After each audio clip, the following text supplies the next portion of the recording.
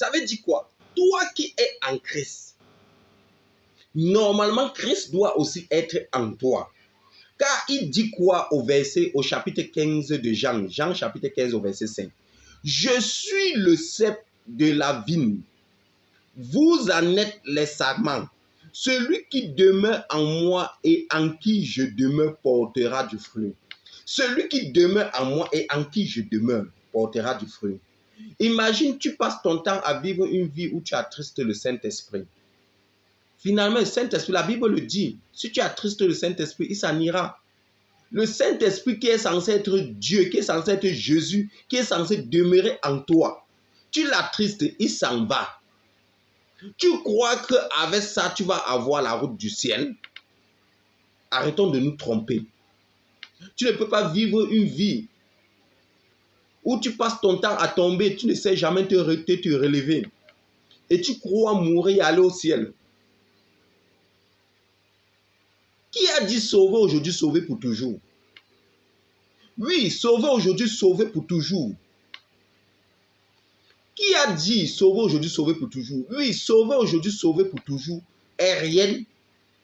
Lorsque tu es sauvé et que tu marches selon les principes bibliques de Dieu, lorsque tu marches selon la parole qui est le miroir de notre vie.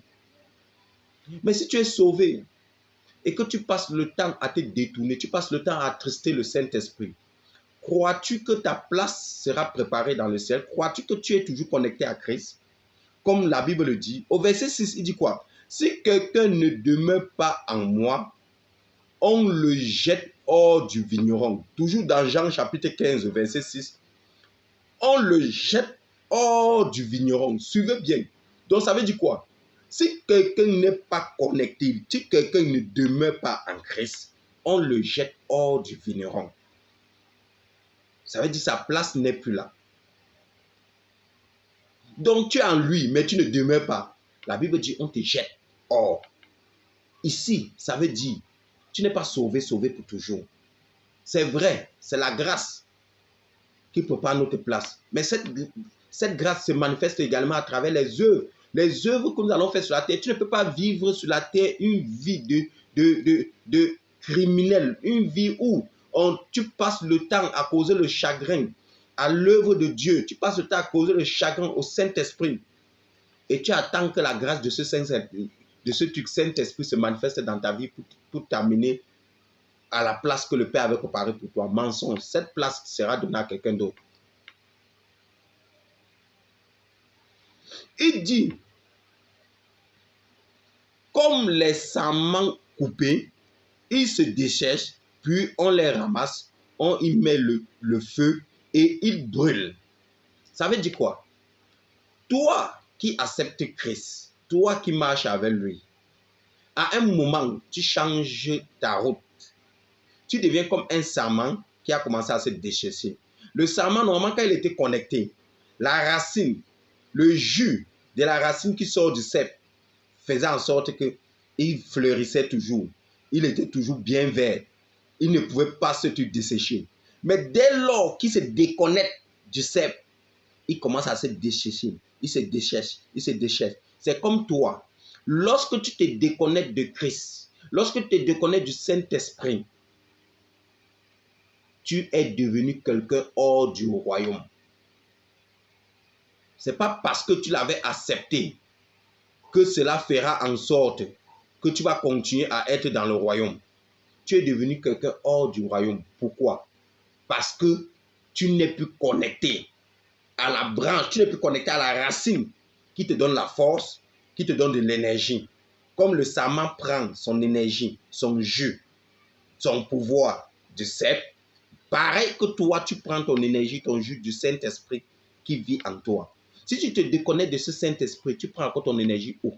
Tu vas demander, tu vas prendre la grâce qui va t'amener au ciel où? C'est trop facile que chacun dit, reconnaît, même du plus profond de eux, que sincèrement même, viennent reconnaître, oui Seigneur, je te reconnais comme mon Seigneur, mon Sauveur. Oui, je te reconnais, je t'accepte aujourd'hui. C'est facile de faire cette déclaration. C'est facile de le dire. Et si ce n'était que ça qui a amené les gens au ciel, c'est qu'il y a beaucoup, il y a même les occultistes qui ont accepté Christ. Mais ils sont dans la sorcellerie. Il y a beaucoup de sorciers dans les églises. Ils ont accepté Christ. Ils ont déclaré cette parole que toi tu as déclarée. Que tu crois qu'ayant déclaré ça, ça fait de toi quelqu'un qui a sa place dans le ciel. Arrêtez ça. Même les sorciers, il y a les sorciers dans les églises qui ont déclaré, qui ont accepté Christ. Mais ils sont assis là. C'est eux qui détruisent la vie des gens dans les églises. Mais ils ont accepté, reçu Christ. Arrêtons d'être idiots. Arrêtons d'être... Je ne sais pas comment l'expliquer. La Bible nous dit dans le livre de 2 Timothée 1 au verset 7, Dieu ne nous a pas donné un esprit de timidité, mais un esprit de sagesse. Ayons la sagesse. La Bible dit que le peuple périt par manque de connaissance.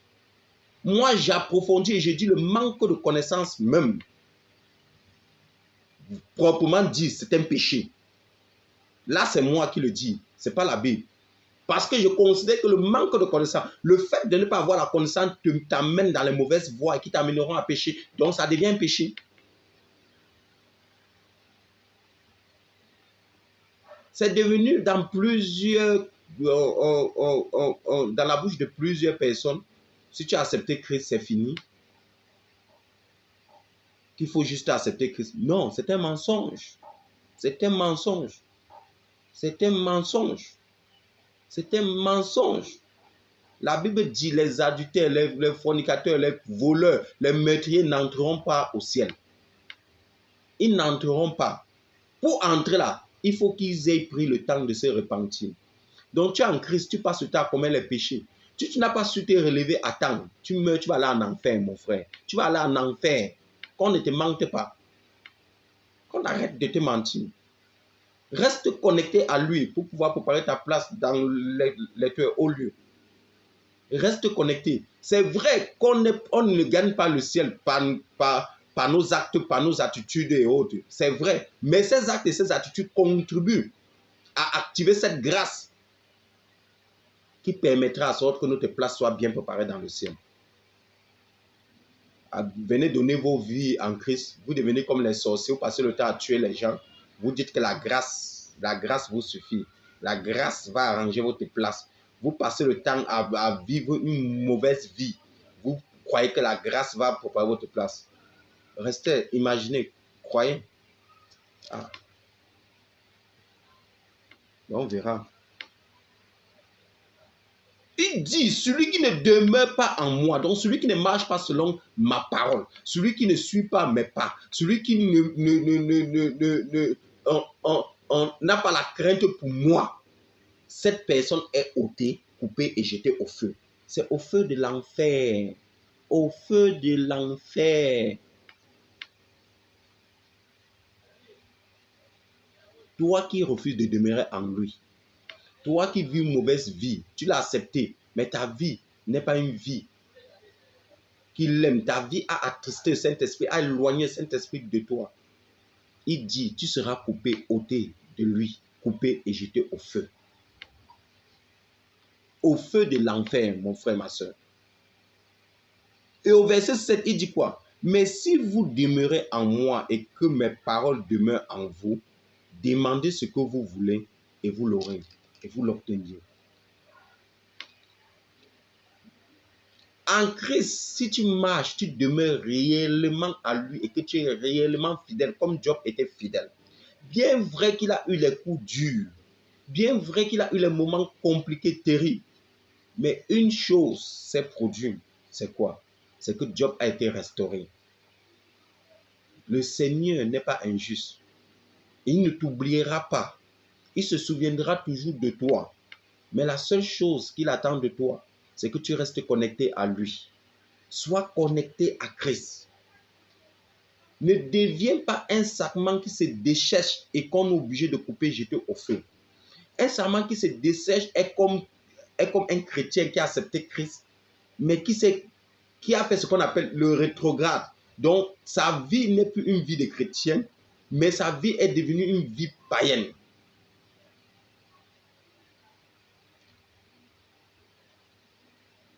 Et si on l'enseigne que le fait d'avoir accepté Christ, tout est accompli, lui croira que dans cette vie, il finira par aller au ciel.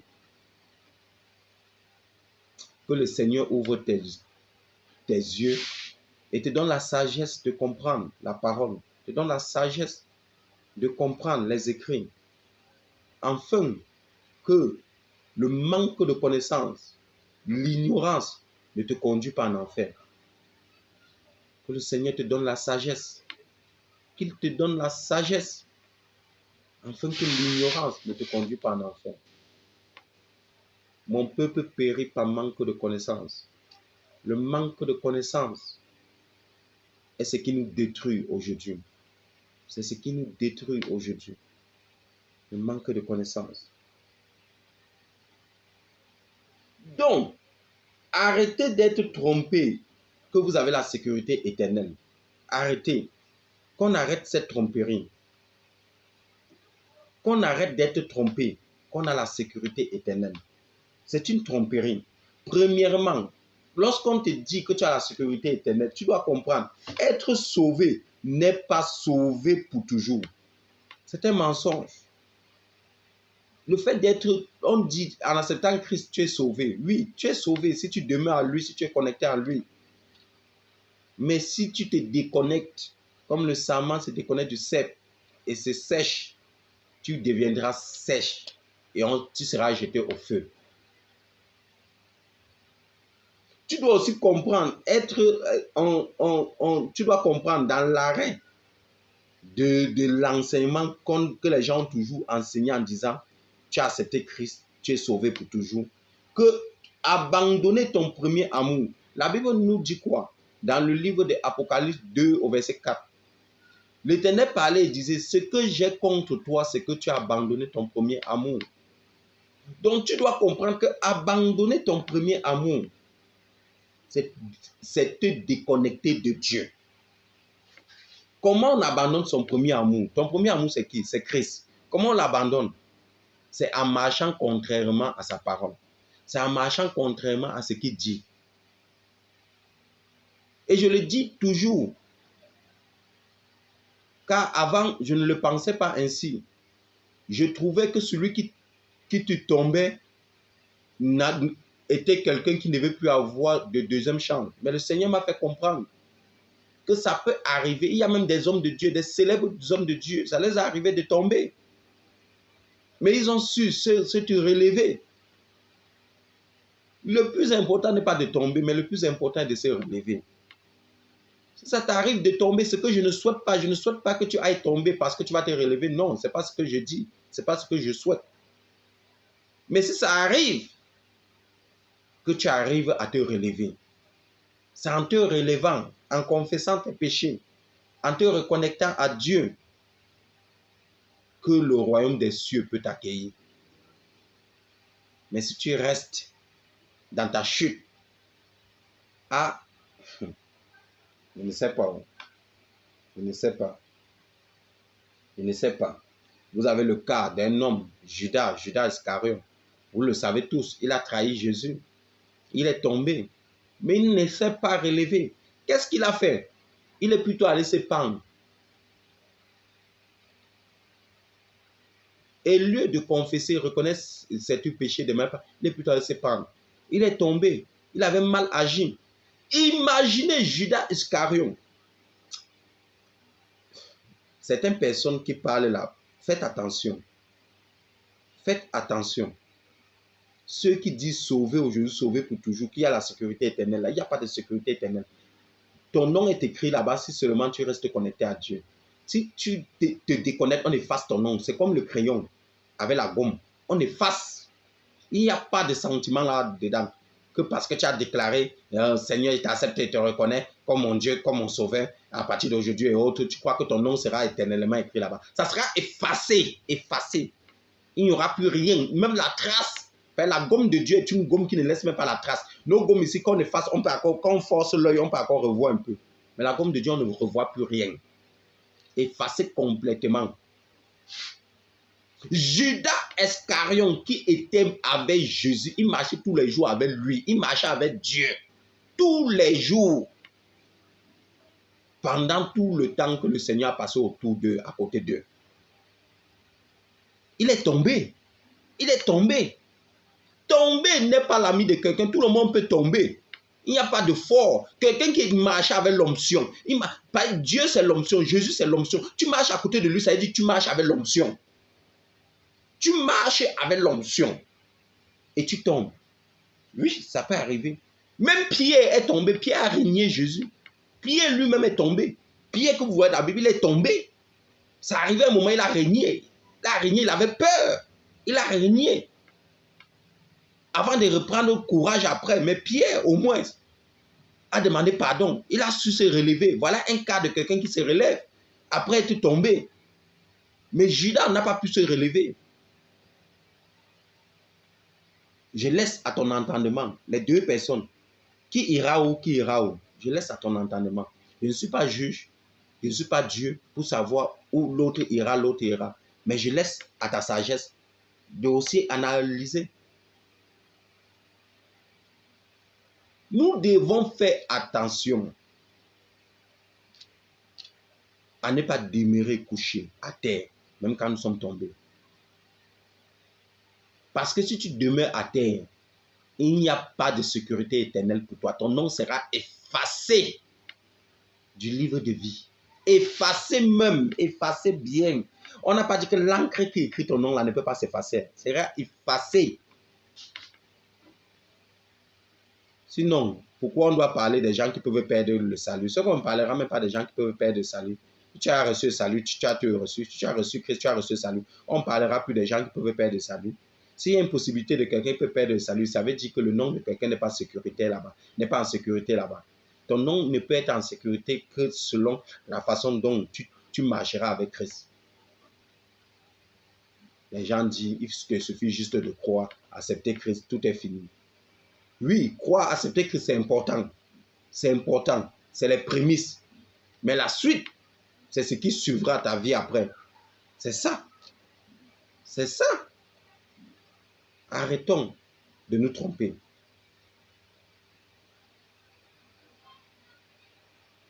Le quatrième point, tu dois te battre pour demeurer en Christ.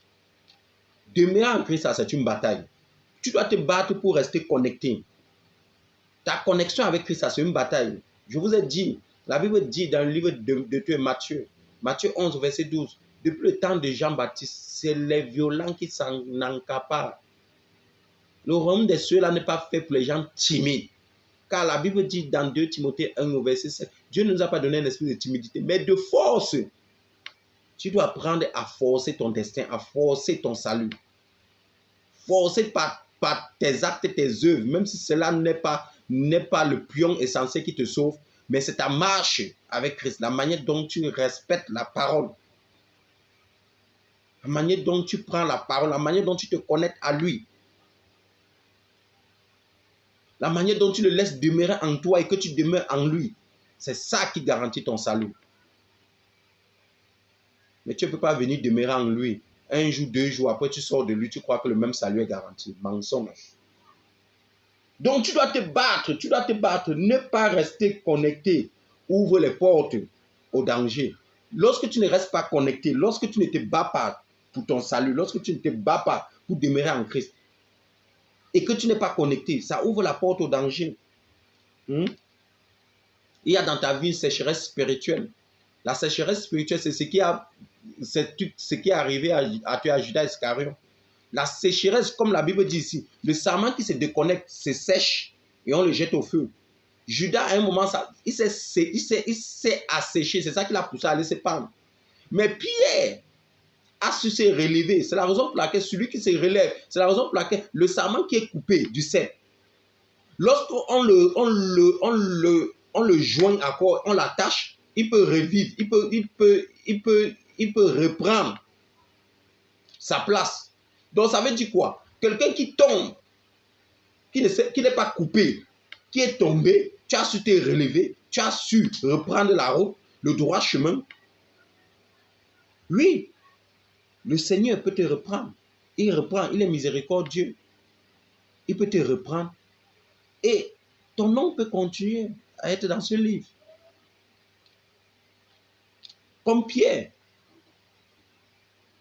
Nous ne devons pas oublier. Nous devons nous battre. Nous battre contre quoi? L'esprit d'abord, comme j'ai dit. Judas ne s'est pas battu contre l'esprit, mais Pierre s'est battu. Donc nous battons contre notre chair.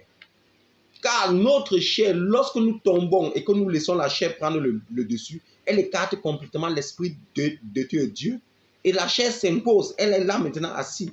Il faut lire le livre de Dieu, Galates. Vous allez mieux comprendre. Et qu'est-ce qui contrôle? Le spirituel contrôle le physique.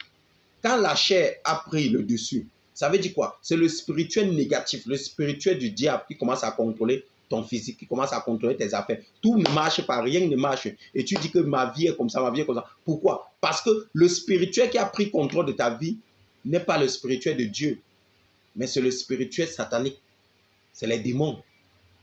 Et le spirituel contrôle le physique. Quand les démons sont assis dans ta vie, qu'est-ce qu'ils vont faire? Ils vont contrôler tout dans ta vie. Ils vont détruire toutes tes portes. La lumière qui était à toi, ils vont éteindre cela parce qu'ils ne peuvent pas demeurer dans la lumière, ils demeurent dans les ténèbres. Ils vont éteindre pour pouvoir s'asseoir et mieux diriger ta vie. Et qu'est-ce qui ouvre la porte à ces démons? Ta chair, les désirs de la chair. C'est cela. C'est cela.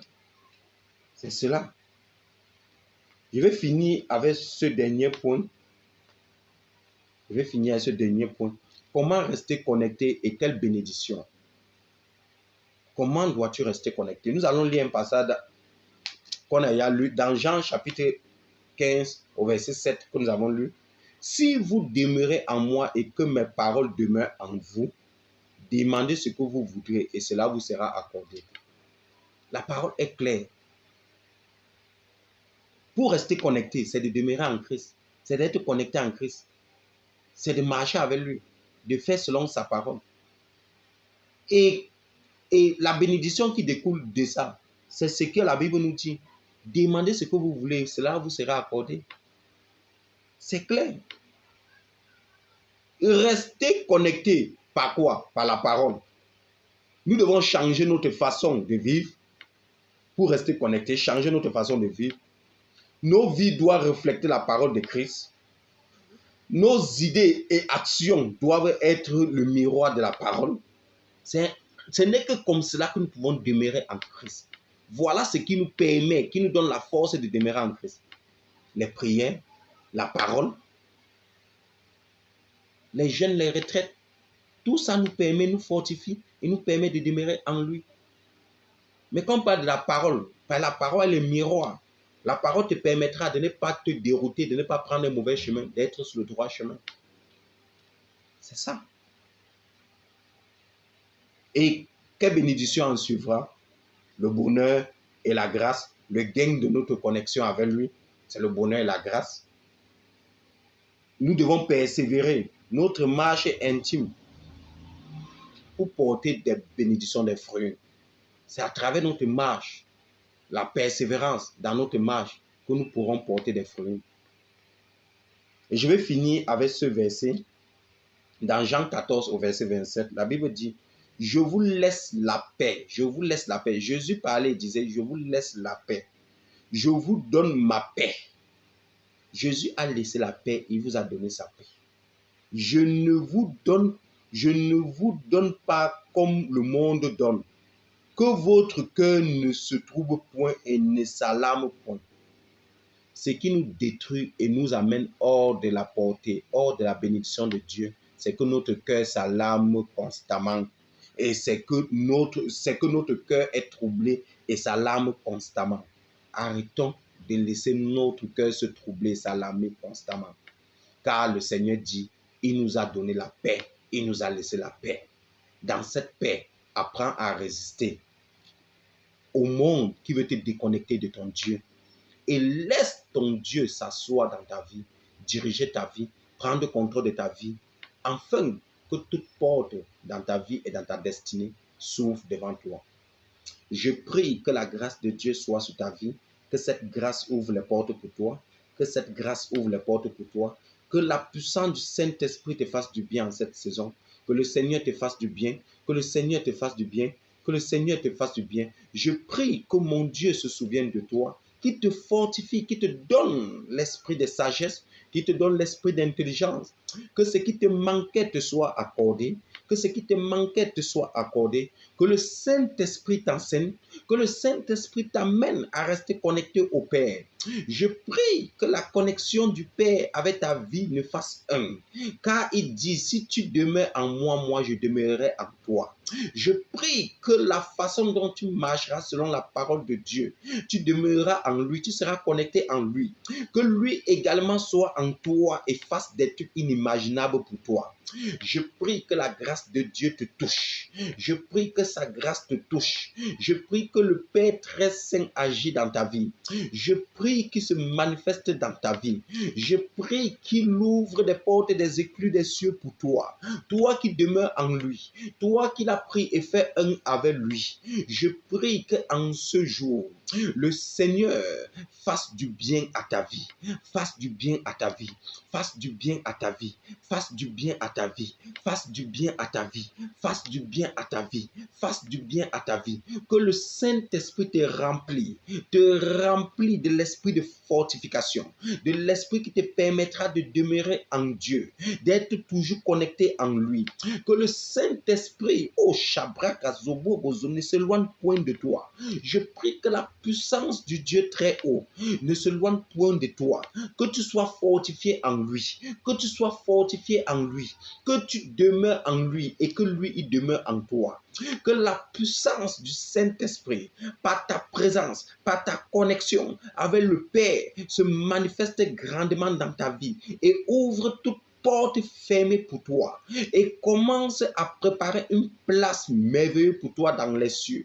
Mais cela ne peut être possible que si tu demeures avec le Père, que si tu demeures avec le Seigneur. Et je prie que tu demeures en ce jour avec lui. Que la puissance du Saint-Esprit te touche, qu'elle te touche, qu'elle te touche, qu'elle te touche, qu'elle te touche, afin que le monde ne t'éloigne pas du Père, afin que le monde ne te coupe pas du Père, afin que le monde ne te déconnecte pas du Père. Je prie que le Saint-Esprit te maintienne en lui, qui te maintient en lui, qui te maintient en lui, qui te maintient en lui, qui te maintient en lui, que tu restes maintenu au Seigneur, que tu restes maintenu au Seigneur. Au nom de Jésus, au nom de Jésus, au nom de Jésus,